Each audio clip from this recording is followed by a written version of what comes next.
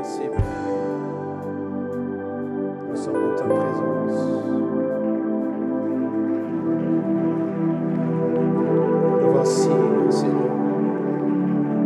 Pour te dire merci. Reprends ta place. Alors, tu vois, il n'y a rien de mieux qu'être dans sa présence et l'adorer. Je ne sais pas ce qu'il y a de mieux dans la vie chrétienne. Je ne sais pas. Est-ce pour vous la prédication? Est-ce pour vous la réponse à vos prières? Pour moi, il n'y a rien de si merveilleux. Tout à l'heure, quand j'étais assis, je lui disais, je veux te voir. Lorsque je dis je veux te voir, ça ne veut pas dire que je cherche la mort. Non. Parce que Christ vit en nous. Je dis je veux t'adorer en te regardant face à face. Yeux dans les yeux. Je ne veux pas t'adorer en venant à l'église. Je veux être l'église. Ce lieu où moi et toi on se voit tout le temps. Vous savez, quand vous aimez quelqu'un, vous voulez le voir tous les jours. Vous lui écrivez tous les jours. Vous n'attendez pas de venir dans un lieu public pour lui dire ce que vous devez lui dire en privé. Si vous ne savez pas parler à cet intime en privé, comment vous pensez qu'il croira vos paroles en public? Si c'est un intime et que vous avez l'habitude de lui parler, vous, même quand vous êtes en public, vous lui direz des choses secrètes. J'insiste, en étant aussi, je disais, je veux vraiment te voir. Je ne sais pas si tu comprends, Seigneur. Est-ce que tu comprends ça? Je suis amoureux de toi. Je veux te voir. On le dit souvent à X personnes si proches. À notre amoureux, à notre amoureuse, on lui écrit. Jusqu'au point où on dit, c'est bon. Je veux que tu habites avec moi. Il faut qu'on se marie. Parce que je veux qu'on habite la même maison. C'est pour ça qu'il disait, moi aussi je t'aime. Alors je quitte le ciel pour venir sur la terre. Comme j'ai donné la terre aux fils des hommes, il faut que je sois avec eux dans leur lieu, dans leurs conditions. Alors c'est ainsi qu'il s'est présenté. Et la première chose qu'il a faite, c'est de mourir. Sans attendre que nous puissions l'aimer en retour. Et comment attendre de venir en cet endroit pour le louer alors qu'en privé je ne le fais pas? C'est ainsi que je n'attends plus de venir dans un lieu public et l'adorer. Epikaiso.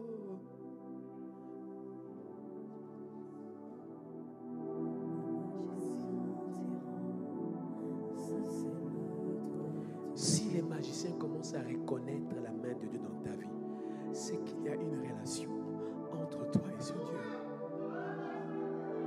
Si les magiciens, ceux qui sont dans le monde des ténèbres, commencent à constater qu'il y a quelque chose et que ta relation avec Dieu a grandi. Si ceux du monde commencent à dire je vois Dieu en toi, c'est qu'il s'est passé quelque chose dans votre relation. Lorsque ceux qui ne sont pas en Christ constatent que tu es en Christ, c'est que réellement tu atteins un autre niveau. Il faut que tu adores au point que les païens disent celui-ci est réellement le Fils de Dieu. Il était à la croix au point que même les centeniers pouvaient dire celui-ci est réellement le Fils de Dieu. J'aime qu'on l'adore au point qu'un païen peut dire non, cet enfant c'est un enfant de Dieu. Non pas que les chrétiens le disent, c'est normal. Lorsque ceux du monde te regardent, ils disent réellement cet enfant c'est un enfant de Dieu. Alors là, tu n'as plus besoin de preuves. C'est les magiciens qui commencent à dire que ta relation est forte avec Dieu. C'est ce qu'il faut. Pourquoi il est descendu? C'est pour avoir une relation d'intimité avec toi. Depuis qu'il est descendu, tu es où? Depuis qu'il est descendu il y a 2000 ans, tu es où dans ta relation avec lui? Tu es à quel niveau? Il a quitté le ciel en se dépouillant de ce qui fait sa grandeur afin de se rabaisser à ton niveau pour t'élever à son niveau d'autrefois. Si les magiciens disent Si les païens, si chez toi à la maison, il y a un païen qui peut dire, c'est vrai mon enfant, je vois que c'est un enfant de Dieu, alors tu as atteint une dimension extraordinaire. Si ceux qui t'ont vu grandir peuvent dire que non, non, il y a quelque chose. Parce qu'ils te connaissent d'autrefois. Et la personne que tu deviens, son langage a changé. Quand tu rencontres Jésus, ton langage change. Tu n'es plus la même personne. Qu'est-ce qu'ils diront les autres quand ils te voient? Est-ce que ta relation a grandi avec Dieu? Ça fait 2000 ans qu'il est là. Ça fait 2000 ans. Mais il attend toujours ta proximité avec lui. Tu traînes à l'extérieur. Il t'attend. Est-ce que c'est ici que je dis que je l'aime si je ne commence pas cela en privé?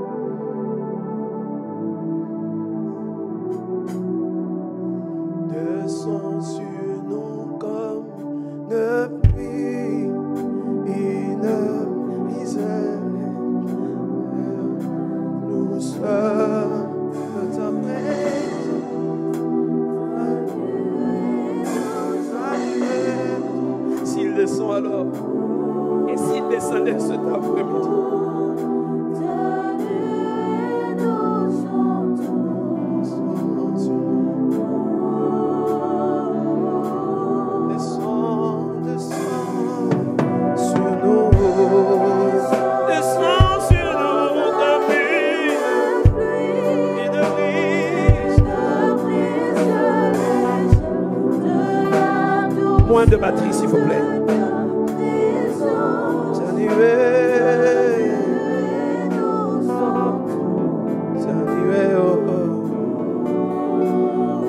J'ai mis quelques paroles ici dans ce chant pour que toi tu pries, en fait. Que tu exiges.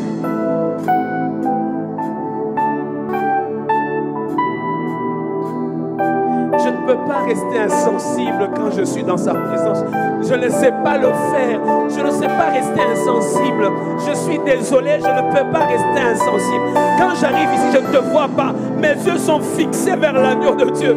Je me posais la question, pourquoi tu m'aimes comme ça? Il me disait, non, regarde le bien que je te fais. Ne regarde pas ce qui ne marche pas. J'ai dit, mais alors pourquoi tu le fais? Comment tu peux m'aimer comme ça? Qu'est-ce que je t'ai donné? Qu'est-ce que je peux te donner à toi qui as tout? Si ce n'est m'offrir, qu'est-ce que tu peux donner à Jésus? Qu'est-ce que tu peux lui donner? Il a tout. Il a même la vie. Il a même la vie. Il a même la vie. Alléluia, alléluia. Alléluia, alléluia.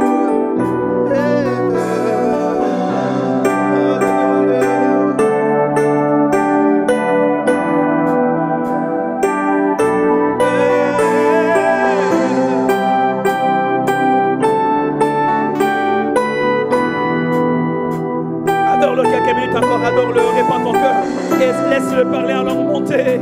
Et si ça peut virer à des déclarations prophétiques, vas-y, vas-y. Il faut toujours s'attendre à quelque chose de nouveau dans sa présence. Je veux dire bien, la conversation que tu as eue hier avec quelqu'un, aujourd'hui, ce n'est pas la même conversation. Si hier tu as parlé avec lui d'une certaine manière, aujourd'hui, c'est autre chose qui peut arriver. Je n'ai pas vu quelqu'un parler de la même manière à quelqu'un d'autre pendant une semaine, les mêmes choses. Chaque jour quand tu rencontres quelqu'un, il y a des paroles qui viennent et qui changent dans ta vie. Alors peut-être dimanche aujourd'hui, c'est d'autres paroles qui peuvent s'inviter. Oublie un peu que papa est malade. Oublie un peu que maman est malade. Rencontre les dieux du salut. Oublie un peu que tu vas te marier. Oublie un peu que tu as besoin des enfants. Oublie un peu le travail. Mais rencontre-le. Alléluia.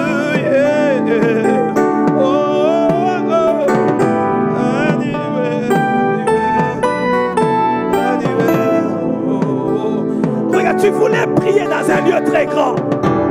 Comment tu peux te retenir? Tu voulais une église, on le cherche. Ici, on le cherche. Comment toi, tu ne le cherches pas? Tu cherchais un lieu pour adorer Dieu. Tu es arrivé, alors pourquoi tu resterais normal?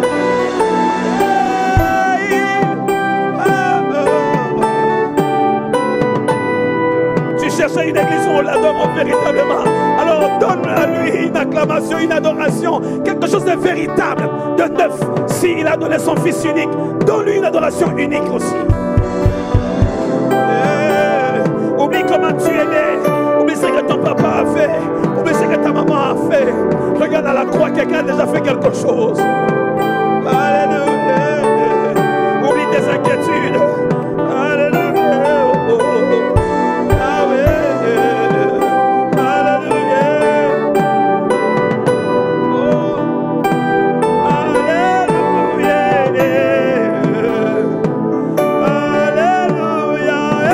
Alléluia. Oh.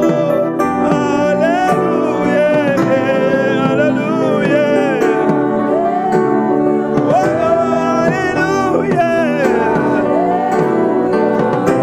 Alléluia. Oh. Alléluia.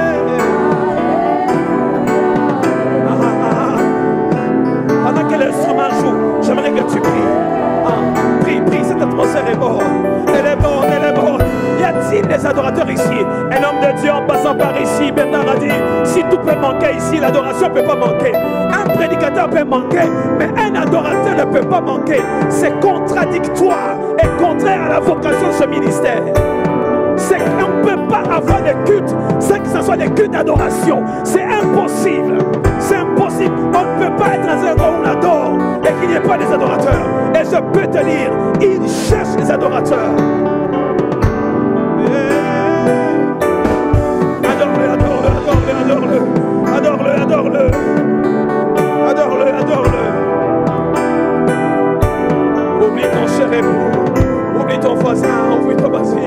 Maintenant, on peut même venir devant l'adorer. On peut même s'allonger. Autrefois, c'était impossible. Si hier, c'était impossible. Aujourd'hui, c'est possible. Ce que je ne peux pas faire à Noisy-les-Grands, mais je peux le faire ici. Je peux maintenant le faire. Qu'est-ce qui m'empêchait Noisy-les-Grands? Je ne veux pas avoir les mêmes attitudes que là-bas. Ici, non. Ici, c'est autre chose. Quand le lieu devient très grand, c'est qu'il attend une adoration plus grande que celle de Noisy-les-Grands. Une vocation plus grande. Une implication plus grande qu'autrefois là-bas. Je ne sais pas. Quelqu'un me dit, je suis venu à l'église pas adorer. Non, je suis venu aussi l'adorer. Alléluia. Oh, oh.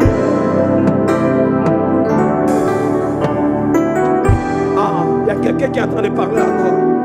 Il y a quelqu'un qui est en train de déclarer des paroles sur sa propre vie. Il y a quelqu'un qui est en train de dire des choses qui vont lui arriver. Il y a quelqu'un qui est en train de déclarer. Ma relation avec lui va aller s'amplifiant. Ma relation avec lui va aller s'amplifiant, amplifiant. Amplifie ta relation avec lui. Sois pas distrait, sois pas distraite. La main du Saint-Esprit, que dis-je, peut te toucher en ce moment. Il peut te toucher.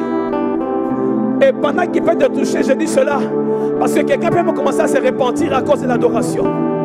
Rien que par l'adoration, quelqu'un peut se repentir. Quelqu'un peut voir défiler sa vie, commencer à reconnaître la main de Dieu dans sa vie. Quelqu'un peut reconnaître la main de Dieu dans sa vie, rien que par l'adoration. Alléluia.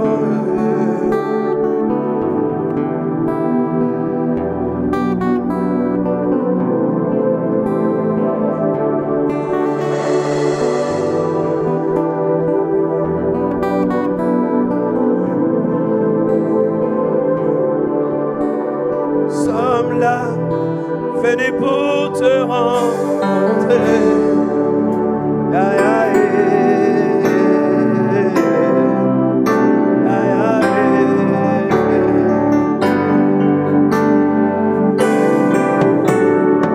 Sommes là, venus pour te rencontrer.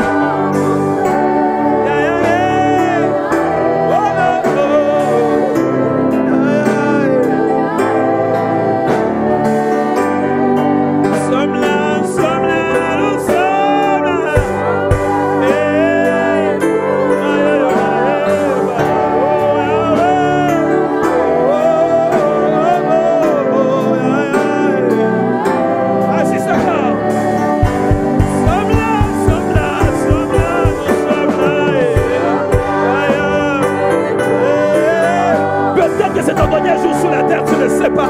Alors profite pour l'adorer. Qui t'a dit que la semaine prochaine tu seras là? Tu n'as aucune idée. Ah, tu n'as aucune idée. Tu n'as aucune idée. Nous sommes là pour l'adorer. Si c'est mon dernier jour sur la terre, au moins que je parte en adorant. Oh my God. Si c'est le dernier jour, que ce soit un jour où je l'adore. S'il revient ce soir, qu'il me tourne l'adorant.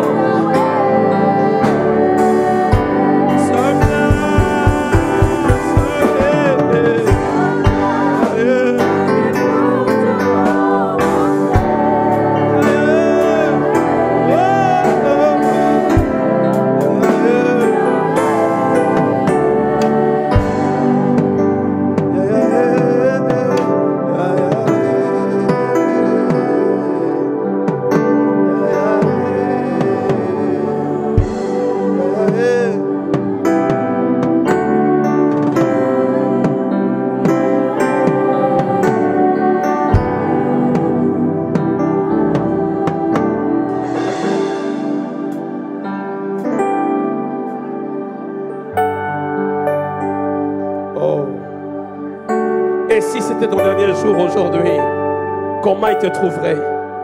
En train de t'inquiéter ou en train de l'adorer?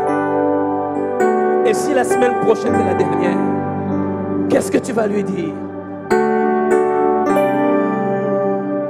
Et si c'était le dernier jour, j'aimerais qu'il me rencontre l'adorant et que je continue de l'autre côté en train de l'adorer. Je ne veux pas qu'il me rencontre avec des inquiétudes. Je veux que quand il vient, il me trouve en train de l'adorer parce que il me semble que le Père cherche l'adorateur. Non pas qu'il reste sur la terre indéfiniment, mais qu'il adore mieux que les anges qu'il adore là-bas. Parce que les anges ne sont pas à son image. Non, non. Au ciel, il n'y a personne qui a son image à part les adorateurs qui sont sur la terre. Il peut-tu manquer ici, mais pas l'adoration? Je veux dire mieux, pas les adorateurs.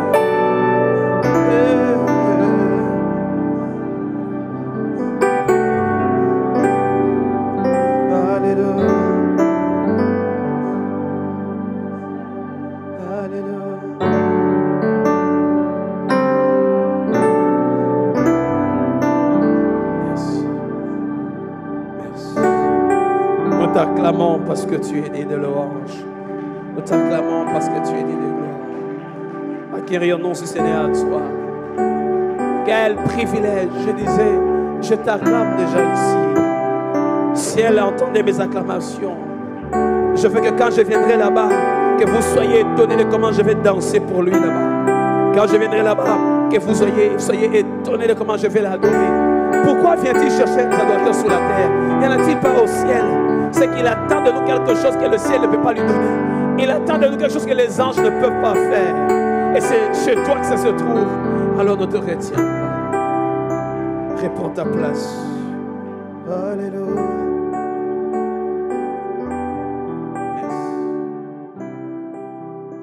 Nous aurons l'occasion de l'adorer ce jeudi.